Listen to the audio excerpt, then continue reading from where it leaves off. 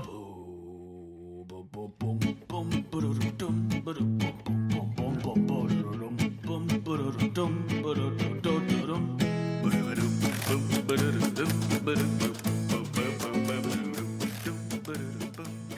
and welcome to another episode of Breaking Mayberry, the show that explores your granddad's favorite show to explain why no one talks to him anymore. I'm one of your hosts. I'm Marty Schneider. That was so mean. It was...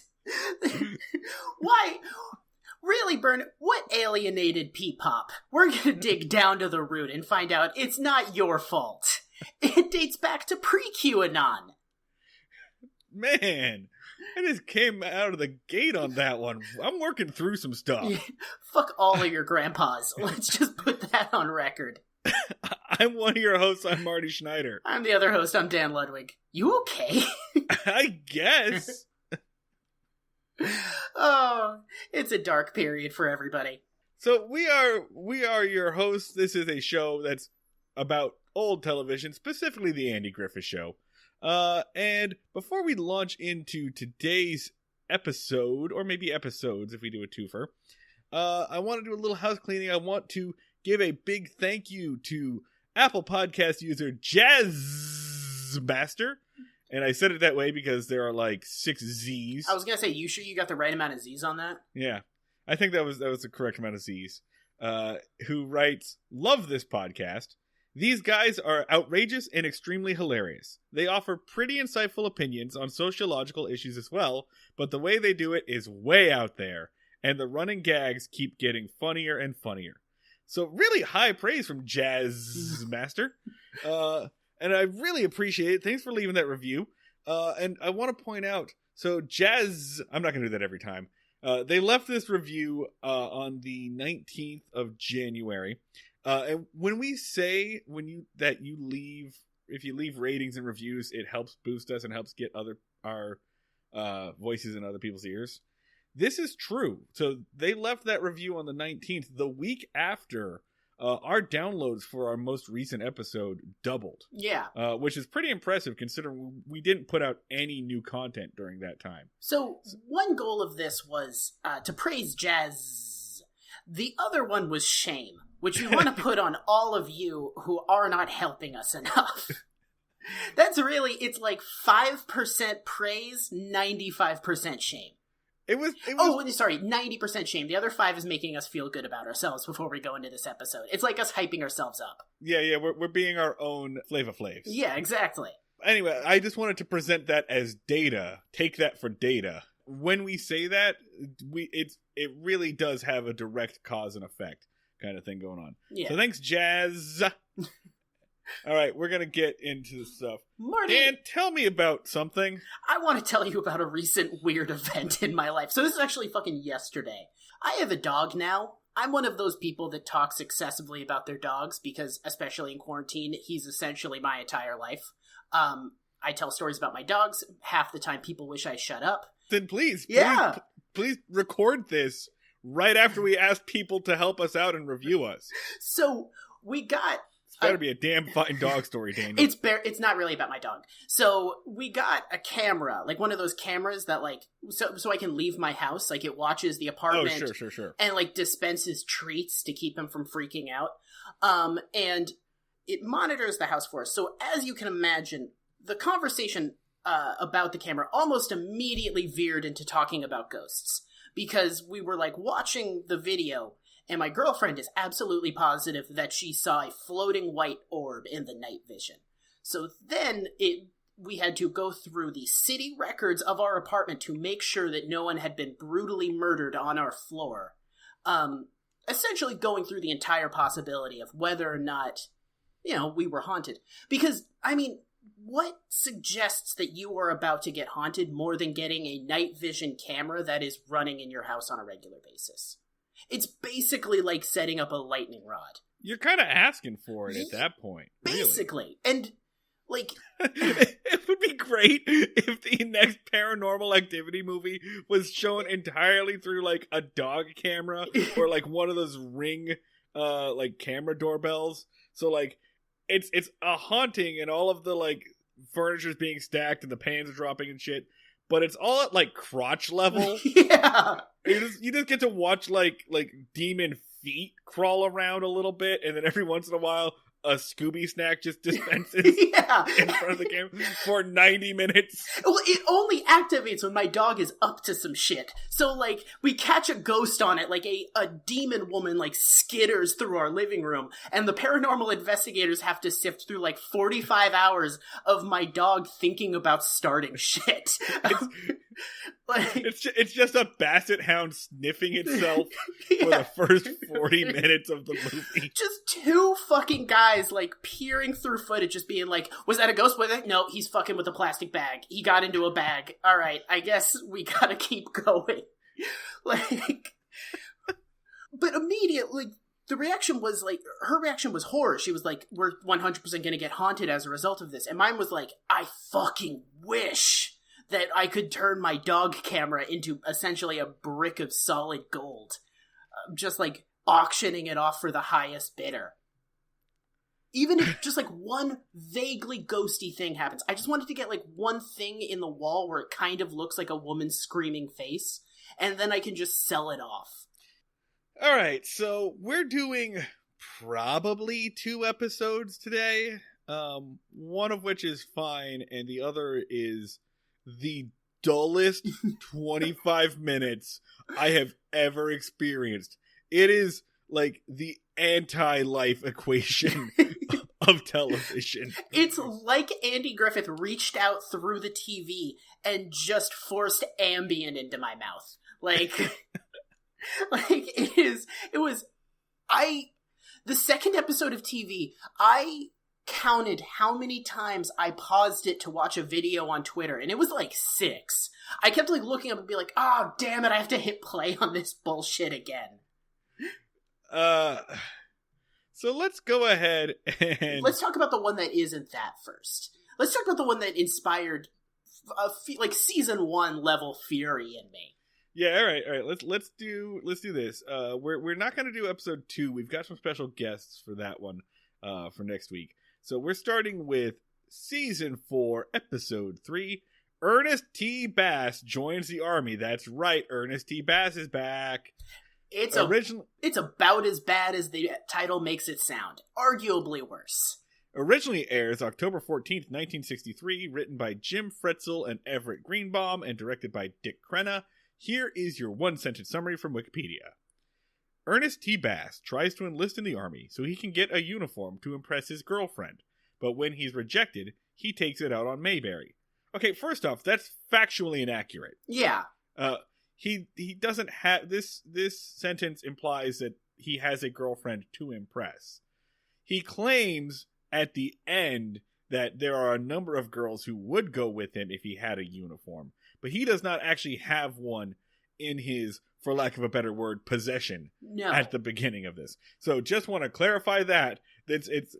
There is not a Mrs. Bass at the beginning of this episode, in case you were worried. No, he has a collection of women that he intends to harass using a military uniform. Yeah, correct. And to be clear, there is some sense of continuity in this episode, right? The worst kind. The worst kind. And of course, like now, this is what the Andy Griffith Show chooses to have internal consistency on. Sins of the past. Yeah, oh my god. This fucking goblin man, I hate him so. He is simultaneously the worst and best character because he is designed in a lab by Nazi scientists to piss me off. Like, every aspect of him was like carved out by a laser to just make me want to punch a wall. I'm glad you feel the same way. Towards the end of this episode, I came up with some realizations about Ernest T. Bass that we'll get into that makes him kind of the best character on the show. Mm-hmm. So this episode starts off really weird and mean. Yeah. and just sexist. And it's even before Ernest T. Bass shows up. The first 8 minutes of this episode are just Andy and Barney sitting in a car talking about how fat and ugly women are. It's just a sharp cold cock to the nose of an episode opener. Because it's basically Barney just going, hey, you want to get lunch? No, I'm not hungry yet. Look at that woman. She used to be so fat. She used to be a big old fat piece of shit. Literally, he's like, Andy just goes like, "Hi, Miss Duvier," and Barney's like, "Oh, she lost weight. Yeah, she did. She used to be fat as hell." Like, it's like he's doing a Rodney Dangerfield bit, but he never gets to the "how fat was she?" It's just like him saying, "Yeah, that woman is fat." Yeah, but no respect at all. How fat was she? Well, women get fat when they get married. Like, that's the punchline. It's just him being like, and actually, it's all of them. Yeah, and then the next one is just like, there's that woman. She's super ugly. Her husband's ugly too, but.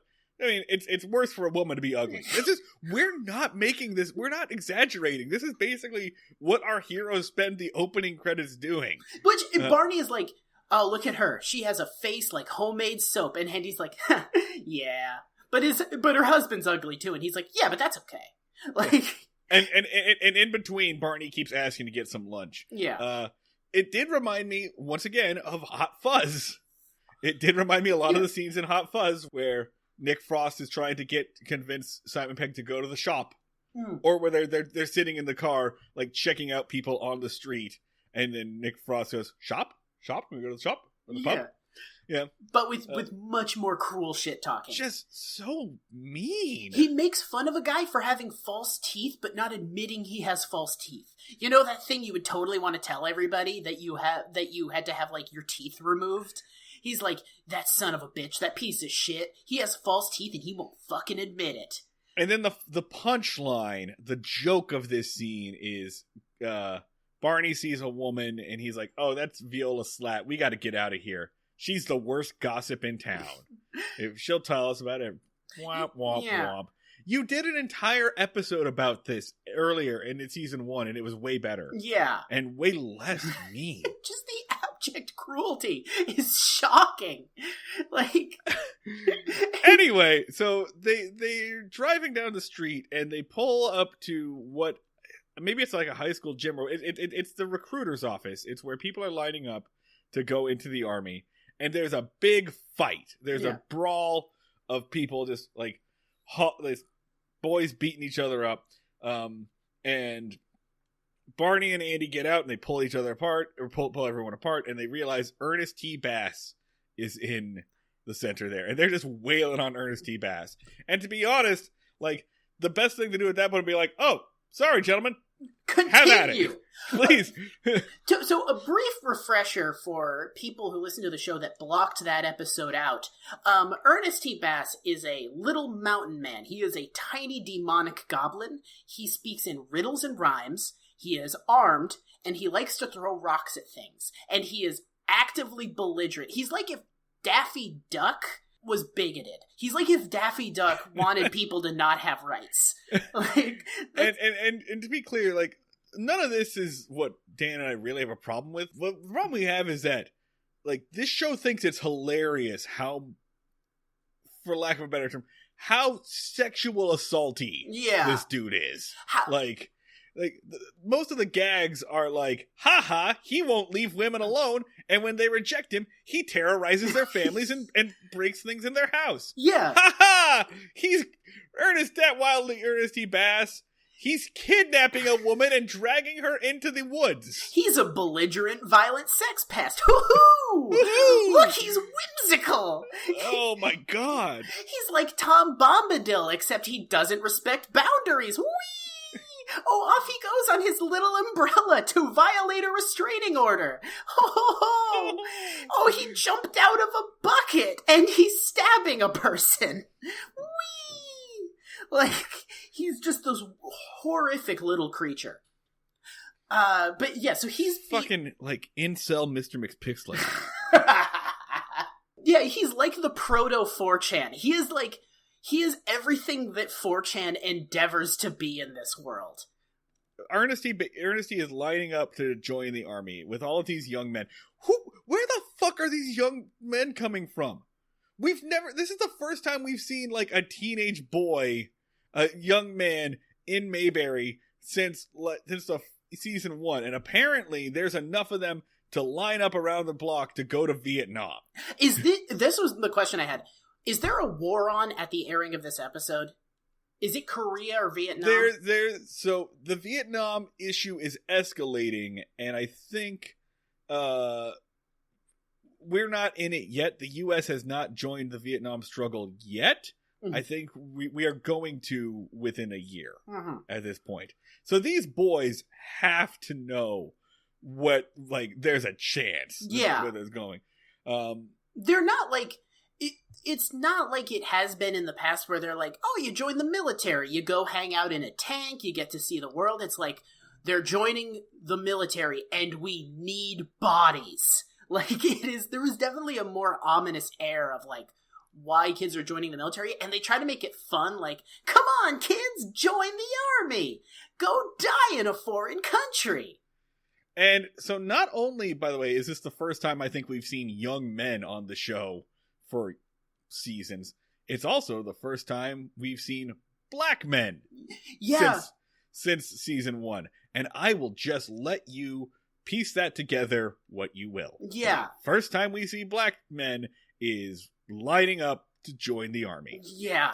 I'm just going to let you piece that together and fill in what you think we're going to say. It does kind of send, like, the weird message that, like, you are Opie, and then you turn 18, and they're just like, well, off to the military with you. Come back later. Come back when you have PTSD and want to run a farm. Like, it's just, they're like, well, I want to explore my life and be in the town. Like, nope. This is a town for young girls and creepy old men. Get out of here. Youth, go fight.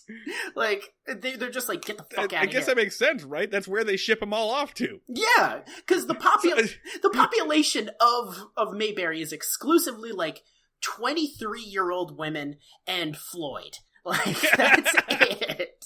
Yeah, no, I guess that I'm answering my own question. You know, I've been wondering, like, where are all of these young men? And the answer is they are all in line constantly. Yeah. Every single scene of the Andy Griffith Show, just know that a block over, there's a line of 17 to 23-year-old able-bodied men lining up to die. And one of them, like, will try to, like, sidle off and get a job at the grocery store, and Barney's just like, get back in there! Nope. You know where you're supposed to go. Just poking him with a stick, like, I see you, Jimmy, get back in that line!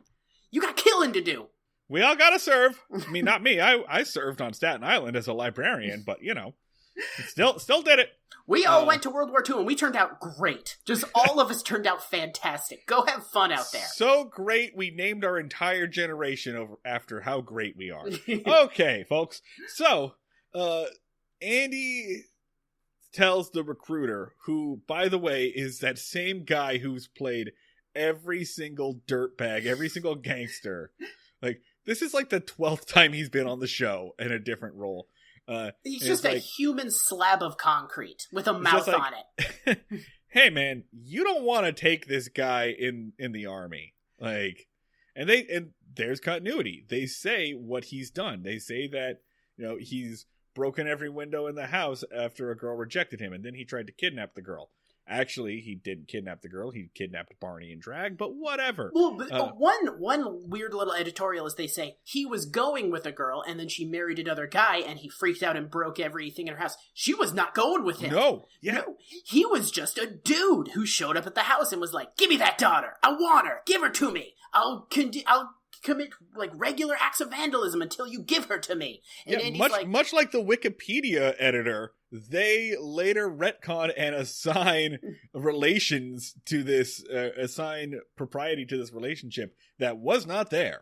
Well, I like to think that wasn't a story retcon. That was just Andy being a piece of shit. Where he was Fair enough. He was just like, oh, well, you know, I'm pretty sure they were dating or something. I've kind of forgotten the whole thing. I think he had, like, a good point, but things kind of got out of hand. That episode is so much better if you just think that Andy was only, like, 40% paying attention the entire time. Yeah. It explains so much. He's just, like, looking up and he'd be like, what's going on here? We got some sort of some sort of lovers quarrel? Are things just kind of slightly askew? What are we at, a bar mitzvah? What's going on? I hear him breaking glass. But then they make the case. They're basically like, okay, this guy is actively dangerous. He is crazy. He is unhinged. And the recruiter is just like, Cool. Awesome. Sounds like he's got spunk and gumption. Do you think we break glass at bar mitzvahs? I'm thinking weddings. It's weddings. It's weddings. It's weddings. Do you think that we Jews just break glass every time we get excited about something? Do you think that I'm not allowed to own mirrors or something? Honestly, that would explain a lot, right? Like, yeah. Why history's gone the way it's gone. So if you've got 40 years of wandering the desert, that's what? 5.5 mirrors that you broke?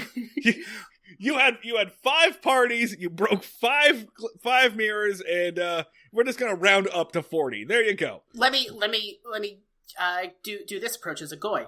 If I'd had sort of the run of things that you guys had, I'd want to break shit a lot. I'd probably be in the mood to break. I'd be breaking glass at every conceivable opportunity. Fair enough. Is that gonna get me in trouble? No, that's very funny. Yeah. I'm keeping all of that.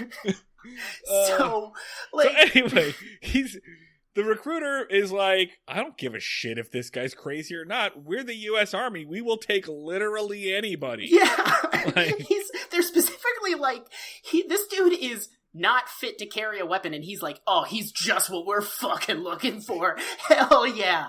We can just throw him into a situation like a grenade. Let's just break this down. Andy and Barney tell the recruiter that this is a man who has tried to kidnap a woman and has terrorized her family and has committed like acts of reckless vandalism. And this guy's problem is, yeah, well, he cut in line. Yeah. Get to the back of the line, buddy. The whole thing has such this is a war crime waiting to happen. He is going to become a rhyming version of the door gunner from Full Metal Jacket. Just like, how are you going to kill women and children? Well, I'll tell you what, Butch, you just don't lead him as much. Like, he's going to flamethrower down an entire village like 20 seconds in. The scene of him like inside the hospital getting his physical reminded me a lot of Alice's Restaurant, the song by Arlo Guthrie, where he talks about like going to enroll in the army and not being able to because of a littering fine on his record. I guess his reference is falling flat, but for all of the baby boomers that are listening to this and getting, angrier and angrier, Arlo Guthrie. Big fan of that dude. How they do the spin-off of Gomer Pyle United States Marine Corps? Yeah. They're gonna have to do that for Ernest T. Bass, but it's like, Ernest, you keep violating the Geneva Convention. We're not even out of boot camp yet. How did you blow up a fishing village? Like, whee! And then he just clicks his heels and is off. We don't need to go through all of the antics, but basically during his physical, Ernest T does antics, bullshit. Like, I will say this, they're good antics. They're pretty funny, yeah. Right? There's like a bit. He does a hearing. We can't even describe them because it won't be good. Like, he does some stuff with a hearing test. Just go and watch this scene. There was one point though where the doctor has to look into Ernest T. Bass's mouth to like check his teeth and everything, and my immediate thought was, that must smell so bad. Like, I gagged in my but there's some good bits. During the hearing test, he follows the doctor around so he never gets further away. That doctor 100% got tetanus from this interaction. Like, he lost a finger. Like, it just turned black and fell off a month later. Anyway, we can kind of skip over that scene. We have to skip over the stuff because it's good. It's funny. Yeah. He finally does get turned down. He gets turned down. The army says, we're not gonna bring you on.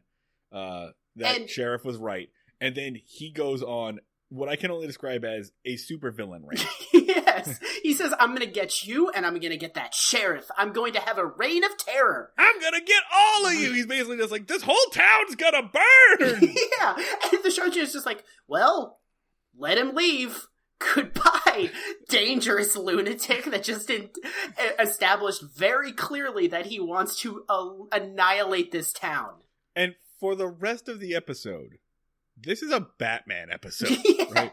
Like, somebody, I think it was Grant from Chip and Ironicus that pointed out that Ernest T. Bass is the perfect foil, the perfect villain for this show.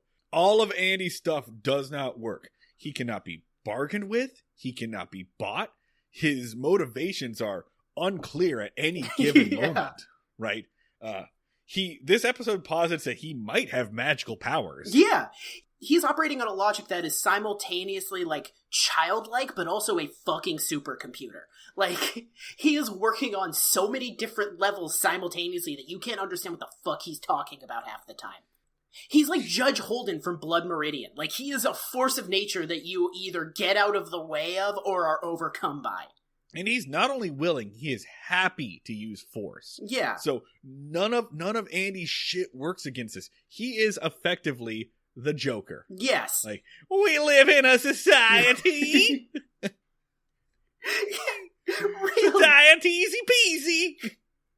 Like, if you took Ernest T. Bass and dropped him in Zack Snyder Batman universe, he would ruin it all. He would destroy. Be like, Joker, I want to talk to you about philosophy and God, and he'd just be like, tee-hee, I'm off! I blew up your entire city! Wink! And then just, like, poofs into a cloud of dust. Like, he's unstoppable. You cannot stop Ernest T. Bass. And yeah, for the entire rest of this episode, it's basically Andy is Batman, Barney is Robin, and they are chasing after the Joker. Yeah. I can't stress this enough. So if he's it basically wasn't like, I'm gonna get all of you! It's simultaneously the worst and best thing ever. Because there's no rising action or falling action. It's Ernest T. Bass rampage. He's just on a fucking rampage. End of episode. So, they come back to the jail where, they have to, like, Andy Griffith the thing up a bit by talking about lunch and how good their lunch was and how they accidentally tipped the waitress too much. And like, oh, well, I guess that's good that we tipped her too much. Well, that was 3 minutes that we killed. On to the next thing. They literally just talk forever about whether or not they left too much of a tip. Yeah. Because Andy left a quarter and Barney left a quarter.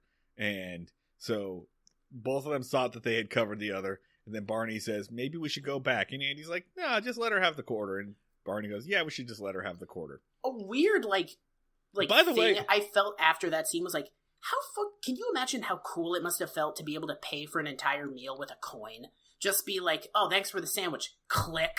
All right, I'm gonna leave. By the way, according to the ultra-reliable Mayberry Wiki, it was a large tip, but not like a ridiculous amount. It was a lunch total of $1.60. Mm-hmm. I don't know where they got that figure from, but that would make this, and they calculated out, a 31% tip.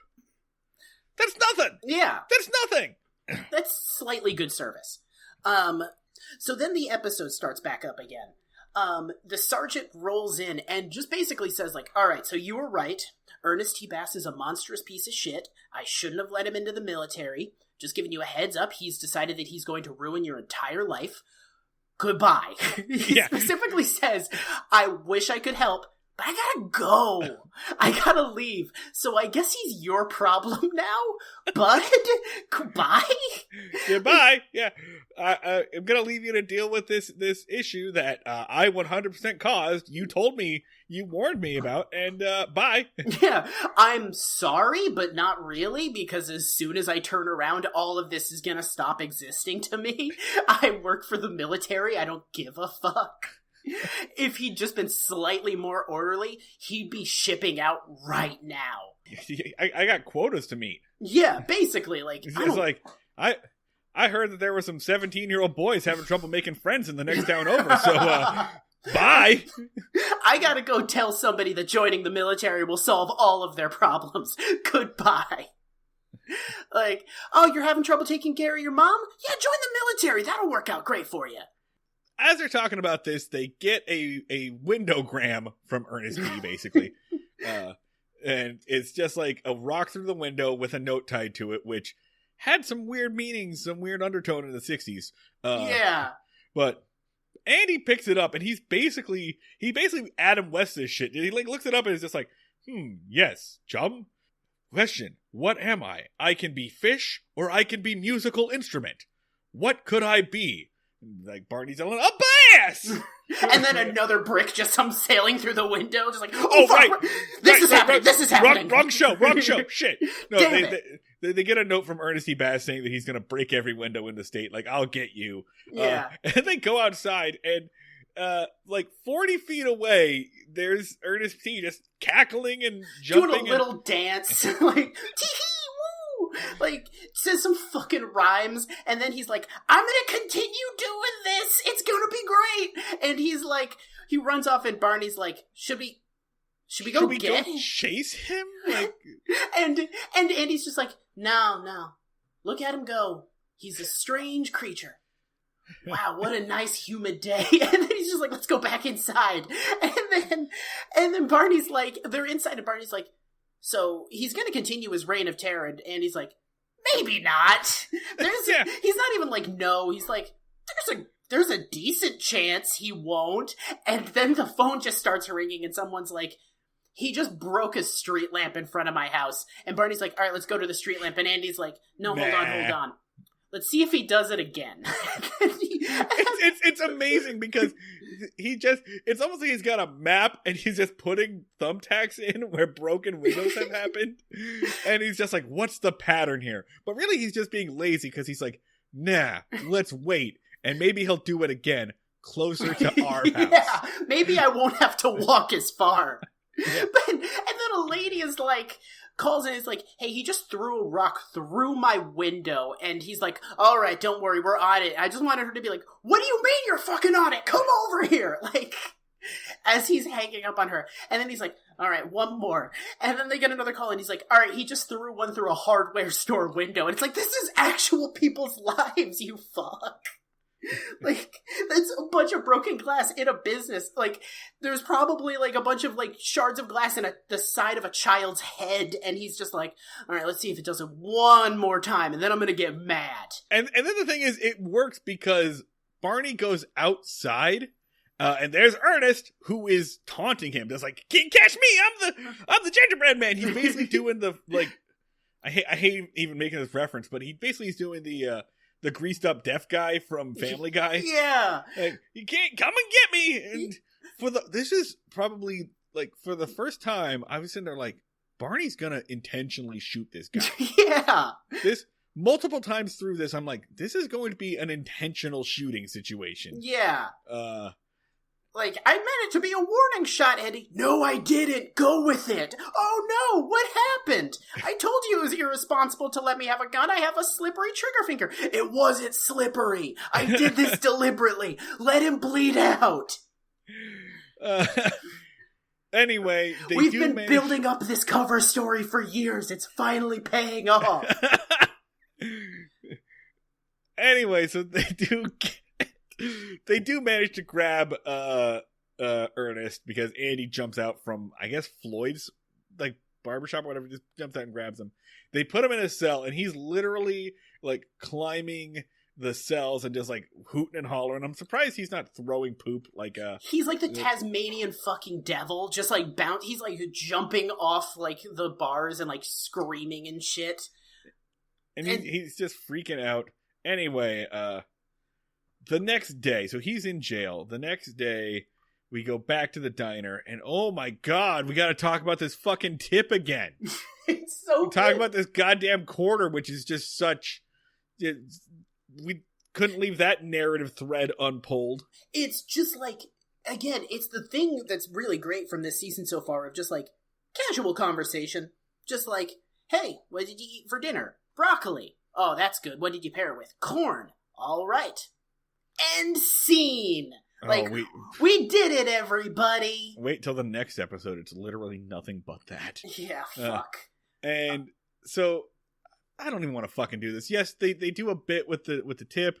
Barney's like, no, don't worry, that tip was for you. He orders a very large breakfast after saying he wasn't hungry. And then The man next to him has a big old newspaper, and then he closes the newspaper, and it's Ernest T. It's pretty great. And then Barney pulls a gun on him in the middle of the restaurant. And he's like, sorry, everybody, I'm just waving a gun around. I'm just going to escalate the situation wildly. It's the only time I think Barney's ever apologized for pulling his gun out. Like, you know that this is the 4th time this week he's pulled it out in the diner. I'm sure that, like, one day he was just like, you know what? This ketchup is not really coming out of the bottle. Let's go click, click, dunk. Oh, you got a loose nail there. Blam, blam, blam. All right, it's fixed. Or just like the toaster goes off too loud and he just fires on it. You made a mistake there, Dan. It would only be blam, because remember, he's only got the 1 bullet. That's true. Anyway, so he drags Ernest T at gunpoint back to the jail, locks him in there, calls Andy, is like, did you let him out? And Andy's like, of course I didn't fucking let him out. Ask the boom mic above you. Yes, there's a boom. The weird thing is, there's a boom in the shot in both of the scenes, but it's in the exact same place. So they fucked up symmetrically. It's so weird. Barney brings him back into the jail. Barney pulls a gun, puts him back in the jail, calls Andy, leaves to go get Andy. He goes, picks him up in the car, brings him back, and they're like, he'll definitely still be here. Like, there's no way he got out. Now to take a big ol' sip of my coffee, and then goes back in. He's fucking gone. They discuss, like, where the key was. They didn't leave it on the ring. They were very careful to lock it up. Yeah, I was gonna say, like, a prisoner getting out of the Mayberry jail is not that unusual. They literally leave the key in arm's reach, but they were like, we didn't do that this time. Yeah, Andy's like, did you do the thing? And he's like, not this time, no! Yet another Batman similarity. Despite all precedent, no, I didn't do the thing. It's crazy. This is the one time it seems like I would have. So they're like, all right, we need to go out and find him. And then they just kind of wander aimlessly around the town for a while. Yeah. Just question mark amount of time? Just like looking at walls and just being like, well, that's not him. That's just a brick wall. Do you want to go look at some stairs? Yeah, let's do it. Nope. Nope, not on just these. Some stairs. All right. Man, police work is hard. Do you want to go look at, like, a tree and see if he's in the tree? Maybe let's do that. I don't know. Do you want to just go, like, kick a pile of rocks and see if that does anything? Are we... It's basically like a point-and-click adventure. Like, I'm gonna click... I have a coconut in my inventory. Do you want to try rubbing it on this door? Use coconut. No, that's not doing anything. So then Ernest is just like, I'm bored with the way this episode is progressing. Hello! I'm back. You're losing narrative momentum. Tee-hee! Woo! Is this the part with the window being carried? Yeah. Okay, so I actually really loved this bit. They see 2 guys carrying a window as if, like, a car chase is about to come through and just smash through it. Yeah. But these 2 guys are carrying a new window down the street. Again, like a Batman trap. And he's like, there's no way he'll be able to resist. The Second National Bank being opened on February 2nd? Seems like the perfect place for Two-Face to show up. He's basically, he won't be able to resist that. His window lust is going to be out of control. Look at that sexy window. And then they just kind of like, they're like, let's follow it. And then they get in a car and they follow a window in a car. Like absolute jackasses. They just follow 2 guys who are walking slowly down the sidewalk in a car. Just... I really appreciate that they weren't like, hey guys, holding the window. Heads up, some weird shit's about to happen to you. Someone's gonna throw a rock very close to your bodies. Just a quick heads up. We'll be here in the car.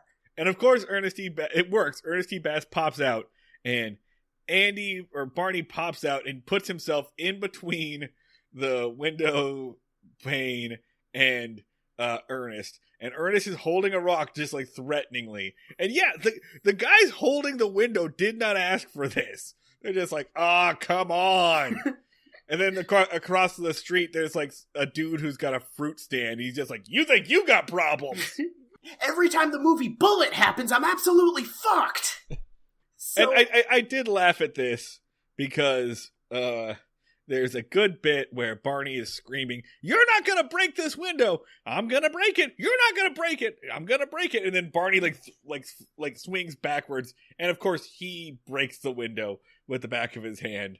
Like puts his gun and his hand straight through the window because he just has like a seizure. yeah. He's just like, the window is behind him. I don't know how this happens, but as someone that breaks a lot of things while gesticulating wildly, I can kind of get that. That is pretty common for me to be like, just like get really into something and then absolutely demolish an entire like china shop. So I do get that. So he smashes it, and this is one of the few times the Andy Griffith Show has gotten an actual laugh out loud from me. Like I laughed pretty hard at it. Credit where credit is due.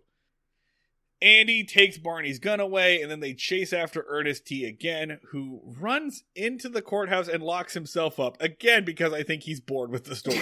He's like, "You guys are absolutely eating shit at this. I'm gonna give you a layup here, and I still have the upper hand because I'm gonna get out of here. I'm just doing this to mock you at this point." Yeah, he's a supervillain. Yeah. Okay, so this is the best part of the episode, because you're probably wondering, well, how does Andy finally defeat his nemesis, Ernest T. Bass?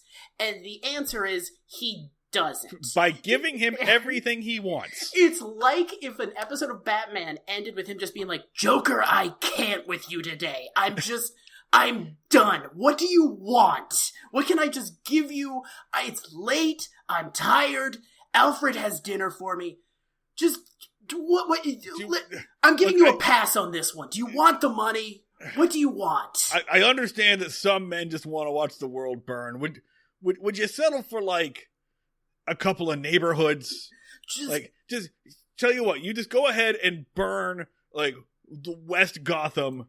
Just light it on fire, Pud. It's all you. I'll see you tomorrow, man. Like you're lucky Batman's knee is acting up. I'm calling this one. I can't with this. I'm done. It's been such a long day. God. Like, you got me, Joker. You won this one. You win. You get it. I'm proud of it. I'm proud of you, honestly. Just take the trophy that you wanted and just get the fuck out of here. Call me later. Just, like, and Ernest is basically like, I didn't want to join because they're basically like, dude, you'd be fucking miserable in the military. You'd just be doing this the entire time. And he's like, oh no, I just wanted the uniform because no women like me, even though I'm fucking awesome. And they're all really into this one guy who has a uniform and charisma and listens when they talk. And and if I had the uniform, they would probably wait slightly longer before calling 911 when I show up on their property. Like, and he's just like, okay, let's just do that. And Ernest is like, what? No, we're not. You're supposed to foil me. And he's like, no, I'll do you one better. You want a military uniform? You can't abuse that. Here's a police uniform, deranged lunatic. Here, take one literally off my deputy. Here you go. Why don't you go ahead and literally impersonate an officer? Yeah. Go, please, I'm going to help you commit this felony. And and he just runs off and he's like, whoa, I'm a police officer. These'll have consequences. And as they're closing the door, I'm assuming he's just like, stop and frisk. Come over here. I'm a gropia. like, it's the worst resolution to literally anything. End of episode. Yeah. The end of the episode is like Barney's just like standing in like a raincoat or whatever because now he's naked. Did he not have another uniform? It's like if I went into a salary negotiation and was like, listen, I'm going to write a figure on this sheet of paper and then slide it over to you. And then they opened it and it's just like, my family. You can have my family. Like, it's just the worst. It's so bad. And then it's over. And then there's the stinger, which is basically Barney finds how he thinks that Ernest has been doing it, which he finds a skeleton key, which looks like just like a piece of metal that he's turned into. He said it was a fork. He like bent something with a fork. Yeah. But the fork doesn't work. They do. You all know where this is going. Barney closes the door. He locks them in the cell. He goes to use the skeleton key to get them out. It does not work. So, like, you can chalk that up to Barney's incompetence, but I think based on our sample size of 1, we know that fork wasn't it. That fork didn't work. That fork was not how he was getting out. How he was escaping the jail is still left unanswered at the end of this. Yeah. Like, he's fucking Hannibal. Like, it's so good. Like, yeah, maybe Ernest T. Bass is magic. Whatever he is, he's the devil and a pure force of nature. If he wasn't the worst, he would be the best. Like, it's kind of the thing is, remember how, like, Otis was introduced and we were like, oh, Otis rules. He's awesome. I sure do wish that his first line wasn't how awesome it is to beat your wife. Like, it's like that, where I'm like, oh, Ernest kind of rules. I wish he wasn't the goddamn devil. Like, it's the pits. You want to rate this episode? Yeah. So, Andy Meter. Oh, I don't know, man. I'm kind of stumped, actually, because I think I like this episode. I think it's a 10 and a 10. I think it's a 10-10. I'm not gonna give it a 10. It's not. The episode isn't that good. There is still that shitty bit about the tip that goes on forever. Like, I'm not willing to hand it a 10, but I'll give it a 7. I'll give it like a 7. It's accidentally avant-garde storytelling, where it's like, sometimes the hero does not win. Sometimes you must compromise with evil. This is the way of the world. For Andy Meter, I'm going to give it a 7. For Barney Meter, the meter of, like, how much damage did this episode do? I don't know how to rank that either, honestly. I don't. In terms of...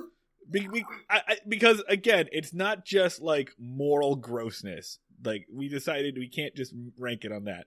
It also means, like, lasting damage to society. And in that case, like, very little, honestly. A thing with lasting damage to society is happening off frame. Like, they were like... That's true. That's basically... We have to give it, like, an 8 for Vietnam. Yeah, exactly. Yeah, like they invoke a 10, but then the camera pans away, and you just know that the 10 is happening over there. Yeah. I think that's just what we have to do for, like, the duration of the Vietnam War in these episodes is just like, all right, so normally this would be a 5, but you do have to remember that Vietnam was happening. Actually, we have to track when Henry... No, dude, I'm sorry, man. You can't allow that, because if we took points away from any television where there was a show where a war was happening just off frame, we would have to take points away from every American television show. Why doesn't Parks and Rec ever mention the Iraq War? We should at least do a bump up on the episode that happens when they're bombing Cambodia. Like, fair enough. Like, just be like, now this was a pretty innocent episode. This is about a 2. But Henry Kissinger was committing war crimes at this exact air date. So we are going to make it a 10. On principle. Let me just go ahead and figure out which episode airs closest to the Kennedy assassination real quick. I think we did that on a previous one where it was like this is a fun episode where, like, the Bay of Pigs was happening. Yes. This is like it was like a fun one. It was like, oh, there's a misunderstanding about laundry. Kennedy was going to be shot in 3 days. Like, oh, we did do but yeah, no, Barney meters, I don't know, scales broken, 5, fucking whatever. 6, whatever. Yeah. All right, so the next episode is, I don't even know how this was television. Yeah. Like, look, we've talked a lot about how television was slower in the 60s because it hadn't quite figured out what it could be yet. And we've talked a little bit about pacing and things, and most of the time we're actually like, it kind of rules. It rules that you can show Columbo, like, dialing a phone for 4 minutes. No. This episode is a fucking masterclass in nothing happening. It's incredible. It's, I would argue, not an episode of television. I would argue, not a story. It does not have a rising action. It does not have a falling action. It does not have an idea or a point or a thesis. It has nothing. It is anti-television. It is a series of events that loosely relate to the other events, and is punctuated by the saddest little fart of a punchline that I have ever seen. Like, just like, honestly, it's like if you had a machine that, like, created television shows and you pulled the lever. This one just came out going like, kill me! God, every second is agony! My lungs are where my stomach should be! Ah! Like, it's just a seething mass on the floor that we just pick through with a stick. I'm going to go ahead and introduce the episode, and then I'm going to say what I'm going to say here. We're talking about Season 4, Episode 4, The Sermon for Today, which originally airs October 21st, 1963, written by John Whedon, which explains a lot about his fucking son, and directed by Dick Crenna. And here is the one-sentence summary from Wikipedia, which squeezes way more blood from this stone than you might think. A visiting preacher encourages the congregation to relax and enjoy life, which is not as easy as they thought, as they frantically rehearsed the town's out-of-tune band and tried to repair the broken bandstand and worn uniforms. Now, do you notice how the beginning of that sentence and the end of that sentence had fuck all to do with each other? Yeah. Like, so, okay. It doesn't make that much sense in the episode either. And let me go ahead and... The other thing about this episode is it's kind of a spiritual sequel to another episode that Dan and I hated, which is Man in a Hurry. Yeah. If you remember, Man in a Hurry is the episode where, like, a man, his car breaks down and it's Sunday, so he can't get it fixed, and he's in a big rush, and then he learns to slow down and enjoy things. This is kind of a spiritual sequel to that, except number one, it basically says fuck you to that episode. It takes the exact opposite tact. And number two, that episode is crank 2 high voltage compared to this one. Okay. Holy shit. Okay, so the anatomy of this episode is there's a scene at a church where everyone is falling asleep. And then after that, some people say, hey, wouldn't it be cool if a band did a performance in the middle of town? And everyone is like, wouldn't be bad. And then they fail at it. And that's it, is you fail at a thing. The characters of the show fail at a task that is so uninteresting that not even the characters in the show give a shit. They're like, because someone's like, would we like it if we did a show? And everyone's like, no one would hate it, I think. There are no stakes to this. They're like, at the end, they're like, should we give up on this thing? And everyone's like, yeah, I didn't really want to do this anyway. And they're like, okay, it's over. We're not doing it anymore. Did anyone learn anything? No, I learned negative stuff. All right, great. Well, we're all closer to death, including you, the audience. So, did anyone else? Yeah. And so it opens up with Andy and Opie are on the porch. They are reading the Sunday comics. They are talking about Little Orphan Annie. And I was like, ooh, I'm going to get to talk about newspaper comics again. It's my favorite thing in the world to talk about. Nothing happens. They just read Little Orphan Annie, and then they talk about Little Orphan Annie. And that's it. It's like, Andy is reading the newspaper comics to his son, which, how's your childhood going, Opie? Seems pretty dog shit. You know what the fun part of comics is? Not looking at them. I go to comics for, like, just the raw story, just the plot. Just give me that shit. I want to, like, everything in Rose's Rose, I need that fucking... every week I'm like, what the fuck happened in this episode? Is Garfield gonna get his lasagna or what? Oh my god, White Knuckle thrill ride about whether or not Heathcliff is gonna eat that fish. Like, fucking... There are a number of comic strips that I do read because of the story, but all right. Yeah. No, I know. There's actually good ones, but it's not these. Little Orphan Annie would probably be one of them. Let's go ahead. Aunt Bee comes out, and she says, hey, what are you doing? We have to get ready for church. We have to go look nice for this guest preacher. And Andy's a little cranky. Yeah. Andy's like, I don't care much for this guest preacher from New York City. He says everybody just wants to see him because he's from New York, and he puts like a surprising amount of venom on it. Yeah, like he's very unimpressed, and Ampy's like, no, everyone wants to see him because he wrote a very famous book, and our preacher invited him to come. and at first I'm thinking like, oh, okay, I see what's gonna happen here, and I start writing the season 1 episode in my head. Like, okay, this New York preacher is gonna like sell them on some MLM shit, and Andy's gonna be the only one who sees through it, and he's gonna have to prove that this preacher from out of town is a fraud. Yeah. Nope. No. All that happens is that eventually, after a couple of scenes of two old women talking about whether or not they should wear earrings to church, which goes on for a while, they eventually get to church, and Andy goes, "Oh, okay." Like no follow up on that at all. And then you are prompted. The preacher gives a speech, and it's a dull speech. It's just about how people should slow down and chill more.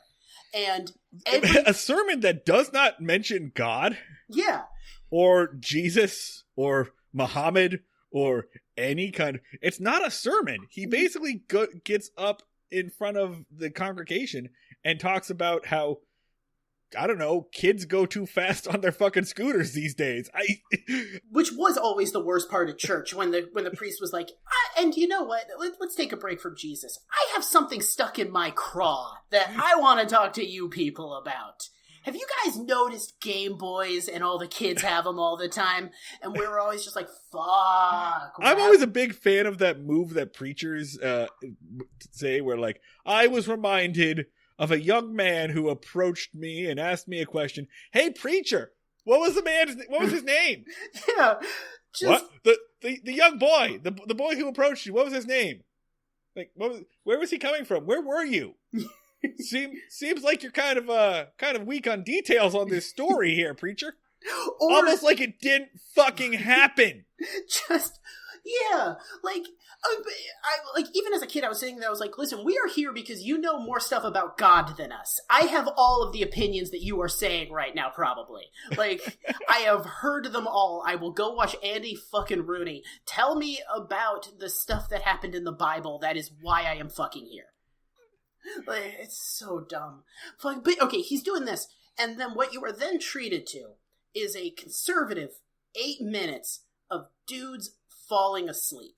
Why are they not interested in this? This should be their fucking bread and butter. Yeah. They should all have fucking hard-ons for this. Like, yeah, you're right. Other people do move too quickly these days. Everyone should, chill out and act like they're in a small town listening to the town band. Like, this is your fucking thesis statement. Why is everybody upset by this? I think it's more because they're like, yeah, we know, man. We wrote that fucking book. Which, but the thing that was killing me is I was sitting there, I was like, all right, you think Don Knotts is funny. He's a great entertainer. You watch him do, like, tumbles and gesticulate wildly. Do you want to watch his eyes flutter as he slowly drifts off to sleep? Do you want to watch that? Do you want to stare Don Knotts in the face as he slowly ceases to be conscious? Because that's your next 2.5 minutes of your fucking life, bud. The only one who even makes a remotely funny falling asleep face is Jim Nabors as Gomer. Yeah. It's not even really like that. It's so weird. It's so weird. Like, oh, don't forget we get a whole, like, half a hymn. Like, they're all singing.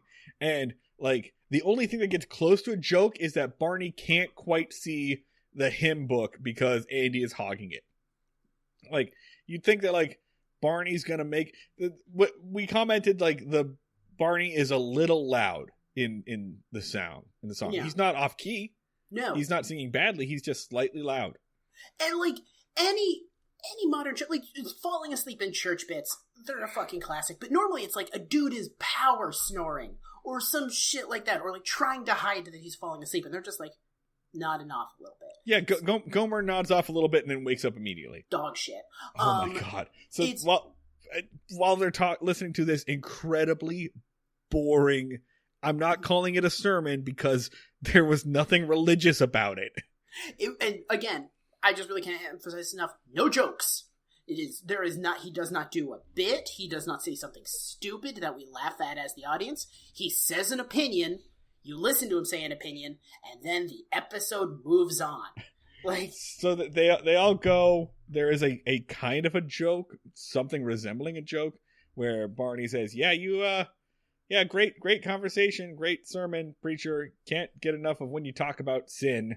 Yeah, I guess. Which, you know what? Honestly, I'm with Barney on this one. On any other given day, he could probably have fucking guessed that the sermon was about sin, and he would have like at least a 1 in 4 chance of being right.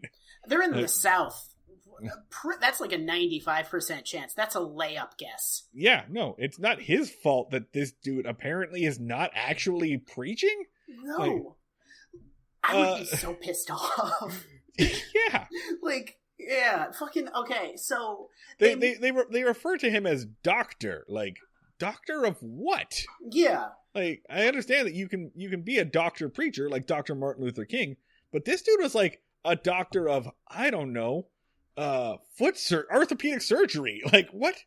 It's one of those things where it's just like, oh, well, I was a doctor and then I marveled at the human form and I decided to become a preacher. I looked at the human eye and realized that it's a masterpiece and therefore God. No, that would be interesting. Like, that would at least be a point. Anyway, the next scene is Barney and Andy sitting on their front porch, and I'm going to play the clip here because I need you to know how long these fucking two talk about maybe going to get ice cream.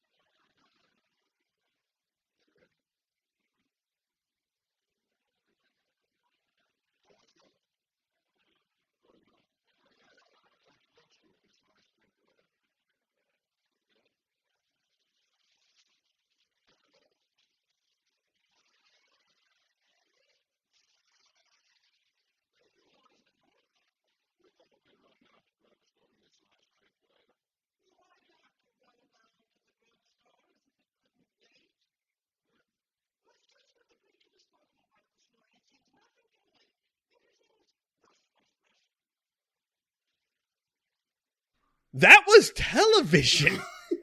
and then Aunt B, a character of zero personality, hears Andy say, "We're going to go run out to the store."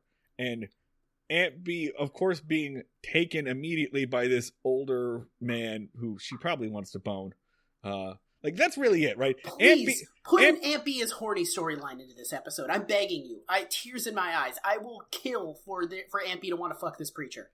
Aunt B, like, is kind of the driving force behind this because she will listen to anything that a man above the age of 40 with a bass baritone voice says and will take it to heart because Aunt B is horny. Yeah. So she's like, "Oh, look at you. Listen to you. You're saying you're going to go run out to the store? Oh, just what the preacher was saying. Everyone here always doesn't know how to relax." Lady, the store closes. Yeah. Like, you do have some sense of a timeline if you want this thing. If you want ice cream, you do have to get it within some time frame. It's a miracle that the store is even open. It's Sunday. Okay, and then, like, so you have setup. You have a setup, and then they're just like, they just take that setup and they Hot Wheels ramp off of it into the plot line of a different setup. Yeah. They're just like, fuck this setup. They're trying to arrange a concert. Like, it's like, you know this super relaxing thing? We just learned that we should chill. Let's try to arrange a band performance in the middle of town. Yeah, I mean, and that is the joke, right? They're all sitting there, like, and it's because the preacher mentioned how calming it was. don't you remember those good old days where we'd all listen to the town band and all be relaxing? And we're all just like, what fucking good old, do you mean World War II? What are you fucking talking about? And it's just so rich coming from this fucking show. Yeah. Right? That of course it's just like a bunch of people reminiscing about what the Great fucking Depression? Yeah. What are you on about, my god? Oh, the good old days when Wall Street bankers would jump out of buildings to their death. Well, the times when actually, you I'm had fine with that. Like, yeah, those good old, the good old. Leave that in. The good old days when the town band played in the center because there was literally nothing else keeping you alive. When like you had to go listen to the town band in the center of town because you had nothing. You had nothing because it was the Great fucking Depression. And literally the impetus for this is Gomer comes over and he's like, "Yeah, I'm gonna run over to my cousin's house and watch him wash his car." Yeah, I cannot think of a more lazy scenario, more relaxing scenario than spending a Sunday afternoon watching someone else do a chore. I would actually love to watch a guy wash a car. That sounds great. I might look that up on YouTube after this. That sounds awesome. Especially if he has like a power sprayer. You ever watch pressure videos of pressure washers? Those are so fucking satisfying. Yeah. Anyway, but because Gomer used the word run, I'm going to run over. Again, Aunt B, look at you. You're going to run over. There's that word again. And someone's got to be like, Aunt B, it's a fucking figure of speech. Jesus Christ. There's not many words for doing things. Like, Jesus Christ. So, do we have to go through, like, each beat-by-beat thing that happens? Because I didn't take notes down. No, I mean, I would just like to point out just, like, how many times throughout this episode I was like, oh, I know what's going to happen here. And then it just didn't happen. Anyway, they sit around, and this is the joke. They sit around and they go, this is just like, wasn't it nice when we had a town band? And no, like, it's canon that the town band is dog shit. It was so bad that the mayor didn't want to give you money anymore. It was like forcibly disbanded at gunpoint. Like a state ordinance was declared to keep you guys from assembling and playing music. And then they decide for no reason. Like, I want to be clear here. Nobody is making these characters do anything. They all decide that they need to have a band concert tonight. And there's no stakes. There's no band director coming in from out of town. Like, nothing bad will happen if they don't do this. Or if they do this tomorrow. Yeah. There is no reason for them to decide suddenly that they need a band concert tonight. But they do.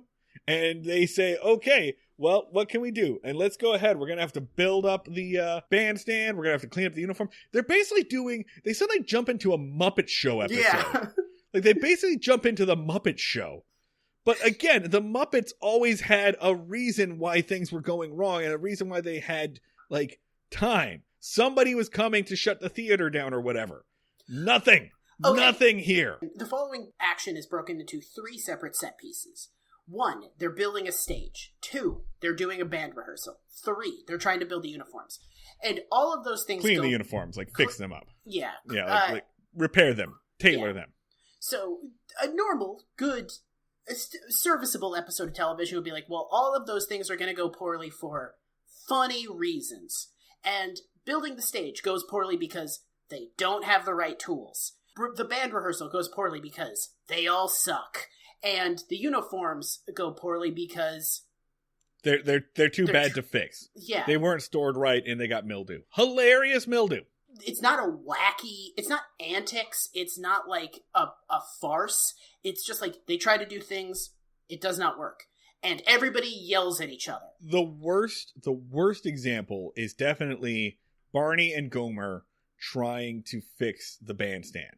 Because these are your 2 comic relief characters. You put them together and funny things are supposed to happen.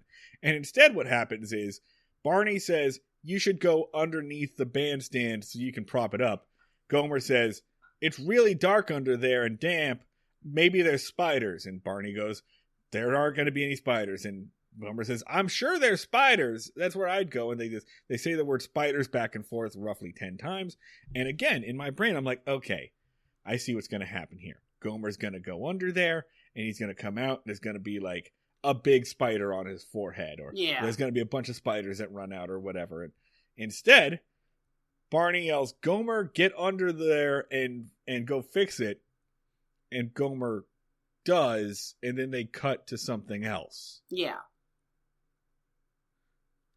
What the fuck? Yeah. They don't actually do, and then they come back, and Barney and Gomer like at the end of the episode, Barney and Gomer come back and they're like, man, the stage blew up. We had crazy things happen underneath the stage. There was bickering. A hammer was swung around. A big piece of wood exploded. I sure wish you guys had been filming that. But instead, you were over there watching two old women bitch at each other. And the thing is, right, so the two old women are fighting over the uniforms. And Clara's there. Clara, pretty definitively the worst character at this point. And Clara's just saying, like, I told you this wouldn't work. And Aunt B goes, I knew it. I didn't think it was going to. And Clara says, this wasn't my fault. And Aunt B says, I didn't say it was your fault. And it's just that. It's not like the fight escalates. It's not like they ever get into each other. They just kind of snipe. Animosity. But like, it doesn't go anywhere. No. And then Andy is trying to lead the band, and the band is bad. Like, it's not even funny bad. Which is weird, right? Because they've done funny bad before. But this is just like everyone's a little off. It's just everyone's on a slightly different tempo, which is not funny. Mm-hmm. Like, so, and then these three unfunny things collide into what's the inverse of a cacophony? There's a pile of wet leaves. Like, yeah, that's exactly it. Just an old janitor named Gus just kind of takes all of the parts of this episode and then just like sweeps them together and then just goes, well, I better be going. Later, everybody. This episode's a fucking compost bin. It really is. And then everybody just kind of stands together and just goes, well, this sucks. Well, do you guys want to go hang out on a porch? Yeah, and that's it. The episode basically ends with them going like, well, this didn't work. And it's so funny. It's just, in any other scenario, I would think this was hilarious. In any other scenario, if the protagonist just kind of said, this sucks, and bailed. Yeah. Like, in the middle. It'd be great if there was like one person, probably Andy, who was just like, come on, guys, let's pull together and band together, and we can really pull this off and everyone was like, nah, this sucks, let's go do something else. It would be so funny. Honestly, I want like a serious show to do that. Like, I want there to be an episode of Law and Order SVU where they're just like, you know what? This sucks. Do you want to stop? Do you want to just like go? Just drop the charges on this guy. This is too hard. I've said so many gross things today and I hated it. Do you want to just leave? Let's just go. Let's just bail. We don't have to do this. Goodbye. Like, honestly, both of these shows have like non-endings that would be great in any other show. If just partway through the episode, if just on Miami Vice, they were just like, you know what? Deal that cocaine. Whatever. You know what, Salazar? You've worn me out. Go. Do your thing. Fuck this. You know, it's the mark of a good podcast when we bring back, it's a callback to that joke that we let go on way too long 20 minutes ago. Yeah, it's not even a callback, it's the same joke again. These two episodes both have great moments of anti-comedy and dog shit episodes. So now everyone's just kind of crapped out. They're like, this sucks, and they're just hanging out back on Andy's porch. They never did get that fucking ice cream. No. And finally the visiting preacher comes back, and he's like, oh, hello. I'm sorry I won't be able to join you all for dinner, but that's fine. Look at all of you. You're relaxing as if you had just heard a band concert. Like, what? Yeah. And then, I don't know, Gomer says something, but I was yelling at the screen at this point. I wasn't paying attention. And he's just like, well, I wish I could stay, but I'm in a big hurry. Bum-ba-dum-bum-bum. Like, that's the whole thing, is like, oh, he's a hypocrite. I don't know. Like, it's just like, they think it's this fucking haymaker, and it's just like this little limp-wristed, like, tap. Like, it's nothing. You could just do this. I think we've marveled at this, but like, I wish I was a TV writer in the 60s. It's just the peak of human existence was to just be a 60s TV writer. Someone would be like, sir, we need the notes for this episode. We're going to film in 20 minutes. And you just like scribble on a cocktail napkin, ball it up, throw it at the intern's head, go home. This was John Whedon's doing. If it was Fritzl and Greenbaum who wrote this, I would think it was almost sarcastic. I feel like it was almost him going, is this what you fucking want? Is this what you people enjoy? Is this? But it was John Whedon, who, by the way, the last time we saw John Whedon, it was with that episode with the old-timey snake oil salesman? Yeah. I did the math on this one time, right? John Whedon was born in 1905. Yeah. So he's already like 60 years old when he's writing these episodes. So, like, he's already the old man of the Andy Griffith Show writing staff. Yeah. So, of course, all of his episodes are the ones that are reminiscent of what the fuck ever. Reminiscent of garbage. I don't even understand this. John Whedon might be the worst writer on this show. I think one of the worst writers I've ever seen do anything, really. Like, he's absolute dog shit. Like, and you know what? Like, I was going to make a joke about holding Joss Whedon accountable for it, but no, probably not a good time. I mean, or a great time. We could just pile this on. Just add it onto his ledger there. Just kind of like pop in and just be like, listen, this is not important in the grand scheme of things, but we just kind of want to add the coal onto the fire that your dad was a dog shit writer. Like we don't want to. It's not more important than anything. It's probably the least important thing that sucks about you, but you come from dog shit. So ratings for this episode. Oh my god.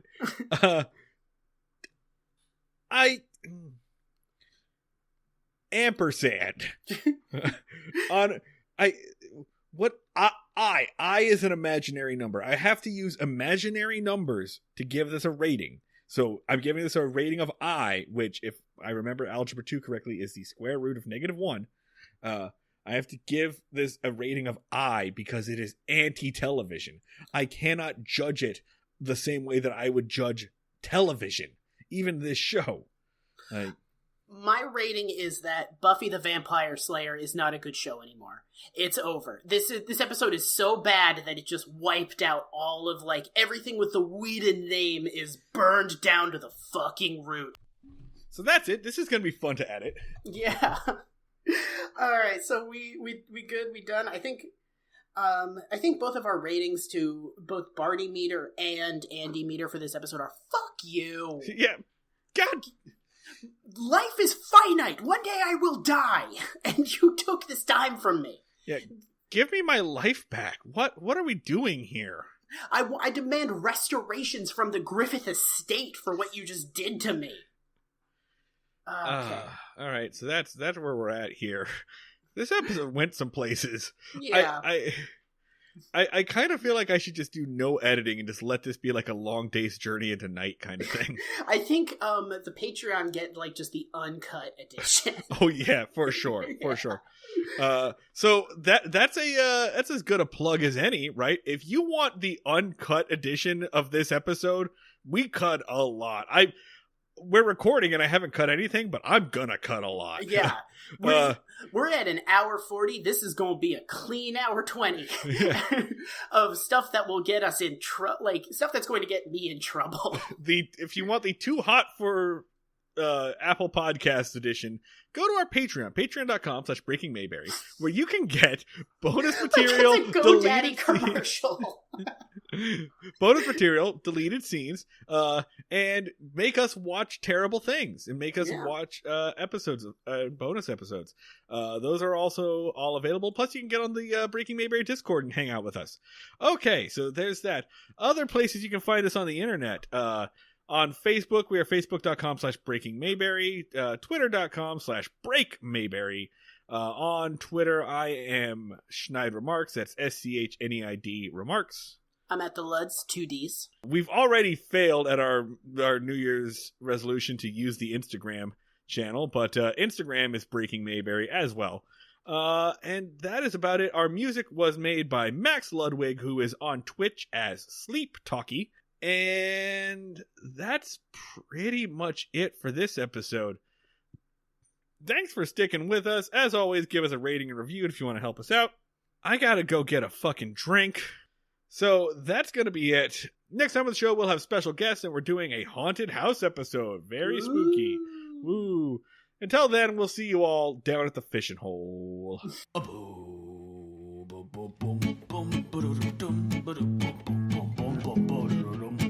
Ba-da-dum, ba-da-dum,